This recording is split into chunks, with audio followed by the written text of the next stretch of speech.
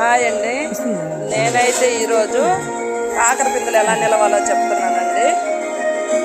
కాయలేని పువ్వు తీసుకొని కాయన్న పువ్వుకి అలా తాటివ్వాలండి. కాయలేని పువ్వు వచ్చి ఎల్లోలో ఉంటుంది, లోపల కాయ ఉన్న పువ్వుకి అయితే గ్రీన్గా ఉంటుంది. ఆ రెండుగా అలా తాటివ్వాలి. అలా తాటిస్తే మనకి పిందులు నిలబడతాయండి. ఇవి చిలకలు వచ్చి వాలితే నిలబడతాయి. అది మనకి చిలకలు అవి వచ్చి వాళ్ళ పక్షంలో ఇలా చేసుకుంటే మనకి పిందులు ఇలా నిలబడతాయండి. నేనైతే ఇలా తాటిచ్చాను, నాకైతే నిలబడ్డాయండి. ఇదిగోండి ఇప్పుడే ఇదిగో పూలు తాటిచ్చిన పిందులు ఇవి.